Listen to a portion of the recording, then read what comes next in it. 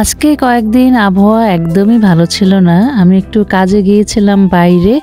তো রাস্তায় দাঁড়িয়ে আপনাদের জন্য শেয়ার করার জন্য একটু ভিডিও করলাম।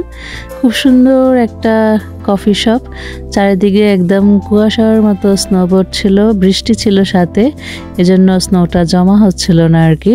খুব সুন্দর পরিবেশ, তো ভাবলাম যে আপনাদের দেখে নিশ্চয়ই ভালো লাগবে। আর বাসায় এসে যথারীতি রান্নাবান্না শুরু করে দিলাম। আজকে রান্না একদম সিম্পল একটা রান্না। আমি আজকে আম ডাল রান্না করব। তো আমটা কেটে আসলে একটু হতাশই হলাম, কারণ যে আমটা এনেছি সেটা খুব একটা টক হবে না আর কি, ভিতরে একটু হলুদ হলুদ হয়ে গিয়েছে। তো চিন্তা করলাম যে কোনো সমস্যা নাই, এই হলুদ আমটা দিয়ে আজকে আমি আম ডাল রান্না করব। অনেক দিন খাওয়া হয় না, সেজন্য ভাবলাম যে না, আজকে যেমনই হোক এটা আমি ডালে ইউজ করব আর কি। আর ইলিশ মাছ, সিম, আলু দিয়ে রান্না করব আর মাংস ভুনা করব আর কি। তো আমি সবসময় একসাথে সব তরকারি বসিয়ে দিই, এতে করে একটু তাড়াতাড়ি হয়। আর বাসায় যেহেতু একটু লেটে আসছি, সেজন্য রান্নাবান্না করারও তাড়া ছিল আর কি। তো মোটামুটি 1-1.5 ঘন্টার মধ্যেই আমার রান্নাবান্না হয়ে যায়। সব কিছু আসলে যদি রেডি থাকে, রান্না করতে কিন্তু বেশিক্ষণ সময় লাগে না। তো এই যে সিমটা দেখতে পাচ্ছেন, এটা অনেক ভালো পড়েছিল। সবসময় আসলে ভালো সিম পাওয়া যায় না।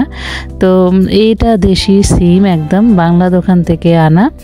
তো সিম আর আলু দিয়ে ইলিশ মাছ অনেক দিন পরে রান্না করলাম, বেশ ভালো লেগেছিল আমার খেয়ে। আমি সবসময় তরকারি একটু কষিয়ে রান্না করতে পছন্দ করি। আর ইলিশ মাছ আমি রান্না করার সময় কখনোই তেমন একটা ভাজি না, খুব কম ভেজে রান্না করি আর কি। লবণ আর একটু হলুদ মেখে তারপরে যে সিম, আলু, টমেটো কষিয়ে মাছটা দিয়ে দিলাম আর কি। এখন একটু পরিমাণ মতো পানি দিয়ে ঢেকে দিলাম, এতে করে মাছটা শক্ত হয় না, বেশ সফট থাকে। আর ইলিশ মাছ কিন্তু নরম না থাকলে খেয়ে মজা নাই আর কি। তো ডালটার মধ্যে আমি আমও কেটে দিয়েছি, এই যে দেখুন একটু হলুদ হলুদ ভাব আছে আমটা। আর এই ডালে আমি রসুন, পেঁয়াজ, সাথে একটু কালো জিরে দিয়ে ফোড়ন দিই। নামানোর আগে দিয়ে হচ্ছে হালকা একটু ধনিয়া পাতা।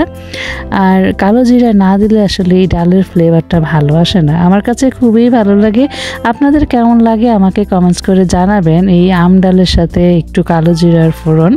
তো মোটামুটি রান্না আমার হয়ে গিয়েছে। মাছে আমি একটু ধনিয়া পাতা দিয়েছি, ডালও দিলাম। আর মাংসটা বেশ ভুনা ভুনা করেছি, অত ঝোল রাখিনি আর কি। তো আজকের ভিডিও খুব ছোট্ট একটা ব্লগ আপনাদের সাথে শেয়ার করলাম, কারণ যে আসলে নানা ব্যস্ততায় ভিডিও করা হয়নি।